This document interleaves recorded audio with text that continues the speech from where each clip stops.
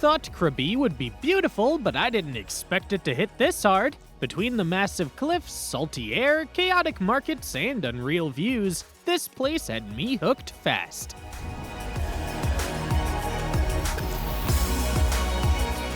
In this video, I'm taking you with me through the best of Krabi so you can skip the guesswork and experience the real magic of it.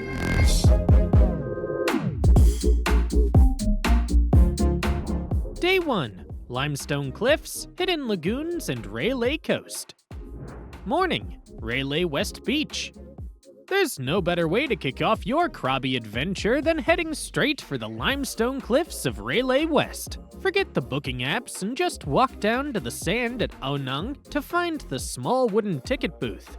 A one-way long-tail boat ride will set you back about $6 per person. These boats shove off for the 10-minute dash across the water as soon as enough passengers show up to fill the seats. Prepare for a wet landing as you jump directly into calf-deep water, so keep your shoes in your hand. This beach is a massive crescent of white sand stretching about 600 meters or 2,000 feet.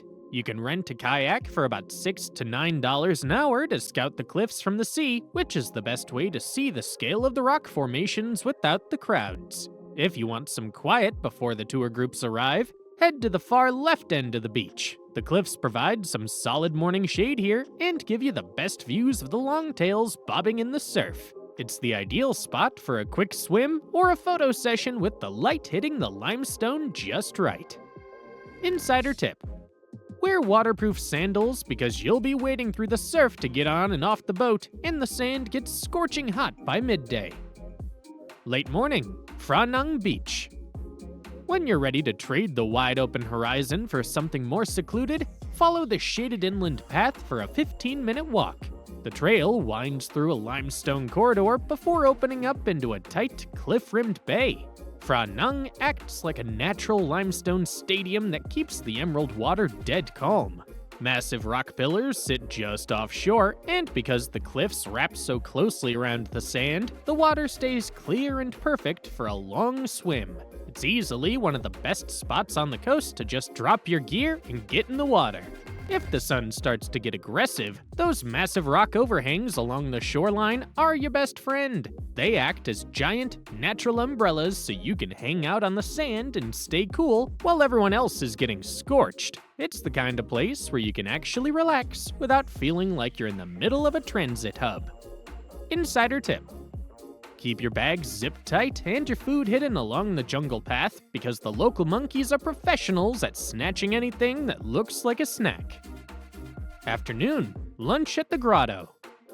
For the most unique dining setup in Krabi, you have to hit the Grotto. The restaurant is tucked directly into a limestone cave on the edge of Phra Nang Beach, letting you eat with your feet in the sand under massive hanging stalactites.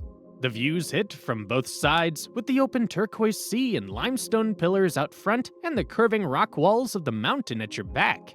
The menu leans into Mediterranean and Thai fusion, but the grilled tiger prawns are the standout. Expect to pay $45 to $70 per person for a solid lunch and a cocktail. You're definitely paying a premium for the location, but sitting inside a sea-carved cave is a massive flex that justifies the splurge. Princess Cave.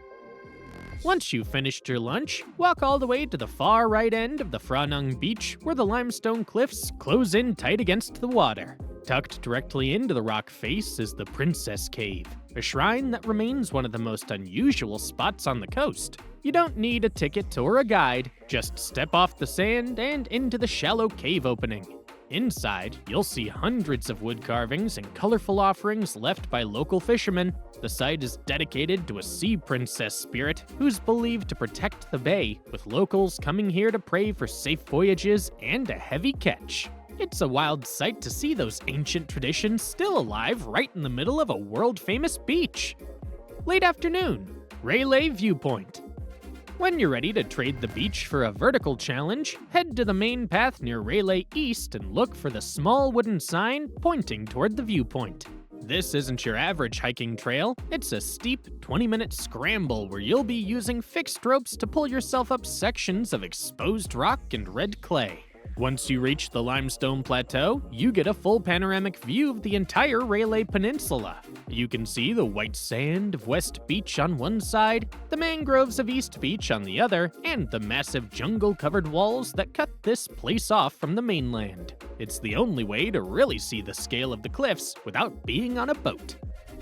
Insider tip: if your shoes have a solid grip and you don't mind getting covered in red mud, follow the trail deeper to the hidden Princess Lagoon.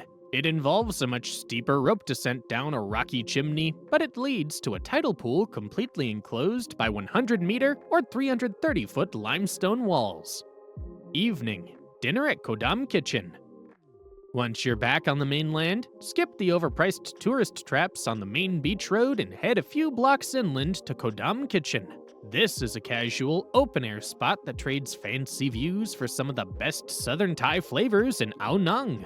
It's almost always packed with people who know exactly why they're here, so expect a lively, unpretentious energy. The menu's massive, but the real winners are the authentic southern specialties. You have to try the masaman curry with chicken. It's rich, nutty, and falls apart at the touch of a fork. If you want something with a bit more kick, the stir-fried molino leaves with egg is a local staple you won't find just anywhere. Most dishes land between $6 and $12, making it one of the best values in town for the quality you're getting. Keep in mind that Thai spicy here is the real deal. If you aren't ready to have your soul leave your body, make sure to ask for Phet Nit Noi, or a little spicy when you order, because they do not mess around with the chili levels. Day 2. Island hopping and Ao Nang. Morning. 4 Islands boat tour. Set the alarm early again because today is a full day run through the limestone peaks of the 4 Islands circuit. Make your way down to the sand at Ao Nang, where the longtail boats line up along the shoreline to meet your crew. Most operators will have you check in at a beachfront counter before shoving off for your morning. Expect to pay roughly $30 to $45 per person, depending on whether you choose the traditional longtail or the faster speedboat. That price typically covers the boat, your snorkeling gear, and a basic lunch. Keep some small bills handy because the national park entry fee is usually a separate $6 to $12 in cash collected right on the sand. You'll be rotating between the massive white sands of Kopoda and the famous limestone formation of Chicken Island, which looks exactly like its name. If the tides are in your favor, you can walk the sandbar at Kotup that connects the tiny islets. The final stretch runs along the dramatic cliffs near Railay for some snorkeling in the clear, shallow water. You're boarding directly from the surf again, so pack light and be ready to stay moving until the late afternoon. Insider tip: if you want to avoid the wall of tourists, book a private longtail for about $80 to $100 total to hit the islands before the massive fleet of tour boats arrives from the mainland. Late afternoon, lunch at the Brightside Bistro. Once you're back in Ao Nang, head to the Brightside Bistro. It's tucked just far enough from the main road to avoid the noise, and it's become a go-to for anyone who needs a break from the usual fried rice and pad thai. People come here specifically for the fresh, house-made ingredients that you don't find at standard beach stalls. The kitchen makes its own sourdough and pasta from scratch, which makes a massive difference. You should definitely go for the Tuscan chicken pasta. It's creamy, loaded with herbs, and easily their most popular dish. If you want to try something a bit different, their truffle grilled cheese on that house-made sourdough is a heavy hitter. Most mains will cost you between $8 and $15. It's a great spot to cool down with one of their unique local flower drinks like the Amethyst Lemonade while you plan the rest of your evening. Ao Nang Beach. After you finish up at the bistro, head straight down to the sand. Ao Nang Beach is where you get the best wide-angle sunset on the coast without having to climb a mountain or jump back on a boat. If you want to dodge the crowds and the constant engine noise, walk toward the far ends of the beach. The center's basically a parking lot for longtails, so heading to the edges gives you a much cleaner view of the horizon. You don't need a reservation or a fancy table, just grab a cold drink and find a patch of sand. The sun usually starts to dive between 6 p.m. and 6:30 p.m. Watch those massive limestone islands in the distance turn into jagged black cutouts as the sky goes full neon pink and orange. Evening, Ao Nang Landmark Night Market. To wrap up the day, head north of the beach to the Phra Nang Landmark Night Market. It's a 15-minute walk from the sand or a quick tuk-tuk ride if your legs are shot from the boat tour. This market is where you find the best variety of street food in one place. The grills stay busy for the fresh snapper, garlic butter prawns, and heaps of banana roti. Most plates cost between $2 and $6, so you can easily graze through 5 different stalls for the price of one restaurant meal. Do a full lap before you start buying to see what looks best. The back rows usually have the best mango sticky rice and fruit shakes. Grab your haul, snag a table by the main stage, and catch the live music while you eat. If you're lucky, you might even catch a free preview bout of Muay Thai if there's a fight scheduled at the stadium next door. Day 3. Temple Views in Riverside, Krabi Town. Morning, Tiger Cave Temple. Start the day at Tiger Cave Temple, about 20 minutes from Krabi Town. This place is famous for one thing, the staircase. You've got 1,260 steps leading straight up to the cliffside, and they don't waste any time getting steep. Just take it at your own pace. Most people need about 30 to 45 minutes to reach the top, so don't feel like you have to sprint. Once you reach the summit, you're rewarded with a massive 360-degree view across Krabi's entire limestone landscape. The jungles spread out below, cliffs rise in every direction, and a giant golden Buddha stands right at the center. It's the most intense workout of the trip, but standing above the clouds makes the climb 100% worth it. There's no entrance fee, but it's a sacred site, so keep your shoulders and knees covered and bring plenty of water. Late morning, Maharaj Market.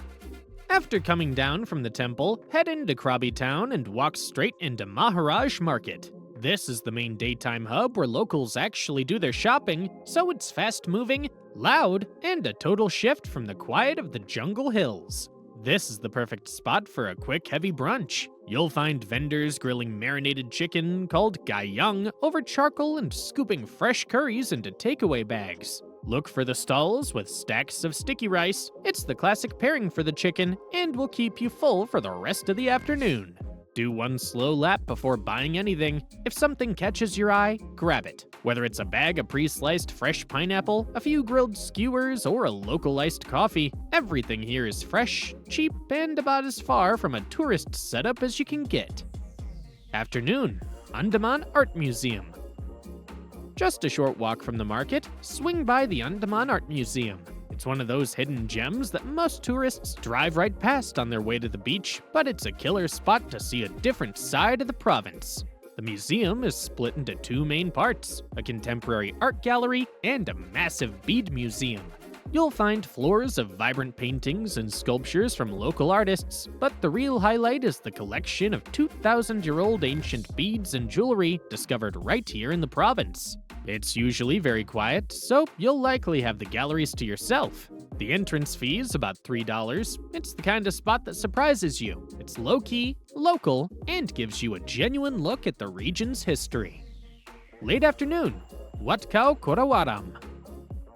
From the museum, it's just a quick walk uphill to Wat Kaew Korawaram. You'll recognize it immediately. It's a striking white temple sitting high above the street, reached by a wide staircase lined with massive golden naga serpent railings. Entry is free, and it's a total change of pace from the usual red and gold temples you see across Thailand. The bright white walls and dark blue roof tiles give it a sharp, clean look that stands out against the town's skyline. Inside the main hall, there's a large golden Buddha surrounded by vibrant traditional murals. It's not a massive complex, but the elevated position gives you a great perspective over the streets below. Most people skip this spot, so it's usually incredibly peaceful. Take a walk around the terrace, step inside the hall, and enjoy the quiet before heading back down into the bustle of the town. Chao Pha Pier. From the temple, walk downhill toward the river until the road opens up at Chao Pha Pier. This is the heart of Krabi Town's waterfront, where the longtail boats line up against the thick mangrove edge. It's a working pier where you'll see local fishermen unloading their catch and boats heading out toward the mangroves. Looking across the water, you'll get a clear shot of the Khao Kanab Nam Mountains, those twin limestone cliffs that are basically the symbol of Krabi.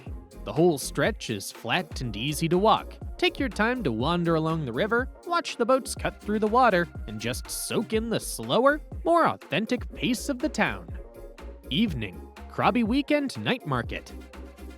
As the sun drops, make your way toward the center of town for the Krabi Weekend Night Market. If you're here between Friday and Sunday, you're in luck. This is the biggest event in the area, and the energy's on another level. The stalls start firing up before dark, and by evening, the whole square fills with food smoke, live music, and rows of plastic tables. This is the place to go all out. You'll find everything from grilled seafood and satay skewers to fresh pad thai, roti, and trays of local desserts. Most dishes only cost a few dollars, so the move is to grab a bunch of different things and try it all. There's usually a stage in the middle of the seating area with local musicians or performers. Grab your food first, then hunt down a table in the center to soak in the atmosphere. It's loud, busy, and the perfect way to wrap up the entire trip. Useful info for spending 3 days in Krabi. Best time to visit Krabi. Target November to March for your trip. These months hit the sweet spot, clear skies and lower humidity compared to the heavy monsoon deluges. Expect daytime temperatures between 28 and 34 degrees Celsius or 82 and 93 degrees Fahrenheit. September and October are notoriously wet, with sudden thunderstorms that turn the streets into rivers in minutes. April and May are often cheaper, but the humidity can be a total grind, making the air feel heavy and killing the views. City airport tips. Krabi International Airport is 13 kilometers or 8 miles from the town center. The fastest way into town is a prepaid taxi. It takes about 20 minutes to reach the center and costs $15. If you want a car, use the Grab app. A ride usually runs between $10 and $15. Avoid the freelance drivers hanging out by the luggage carousels. They're a guaranteed scam and will overcharge you. Use the official coupon booths inside the terminal for a set price. Where to stay in Krabi? Phra Nang is the best central bet. It's the high-energy core of the region, putting you steps from the boat ticket booths, nightlife, and beachfront restaurants. High-quality hotels run between $50 and $120. It's the busiest district, but it saves the most travel time for getting out of the water. For an authentic atmosphere, head to Krabi Town. This area is packed with local markets and riverside walks. Rooms generally run from $30 to $60. You're paying for a quieter, local vibe that's much closer to the airport and the main cultural landmarks. How to get around Krabi? Since the region's split between land and sea, longtail boats are essential. They function like water taxis for coastal movement, with short hops costing about $6 and full-day island circuits ranging from $30 to $45. For land travel, use the Grab app. It eliminates the need to haggle and is the most reliable way to jump between the beach and the town. A ride usually costs about $10 to $15. Avoid renting a car. Parking at the main hubs is a nightmare. For the cheapest transit, use the white songtaeos, shared trucks that run between the town and the coast for about $2. Where to eat in Krabi?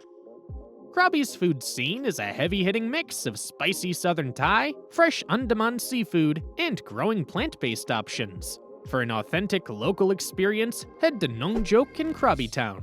This family-run legend is where locals go for bold, real-deal southern flavors like yellow curry and stir-fried stink beans with prawns. It's a no-frills, high-flavor spot where a massive spread for two will cost between $15 and $25. For a higher-end evening, book a table at Railay Grill in Phra Nang. Perched on a hillside, it offers panoramic sunset views over the bay. They specialize in upscale seafood platters and grilled snapper. It's a perfect spot for a more polished night out, with dinners and drinks usually running between $40 and $70 per person. For a killer vegan or vegetarian meal, find Govinda's near the beach in Phra Nang. They serve incredible plant-based Italian and Indian fusion using house-made vegan cheeses and fresh herbs. Their vegan lasagna and pumpkin ravioli are standouts. A full, healthy meal here is a great value at around $12 to $18. And that's a wrap on Krabi. The market stalls are closing, the salt is still on our skin, and somehow we made it through one of the most beautiful corners of southern Thailand. From cliffside views above the clouds to wading through the surf below, Krabi really proved why it's more than just a quick stop on the map. If this guide helped you plan your trip, hit subscribe, drop a comment, and come along for more adventures. And don't stop here, watch my Phuket video next, because the chaos, beauty, and energy of Thailand only get better from here.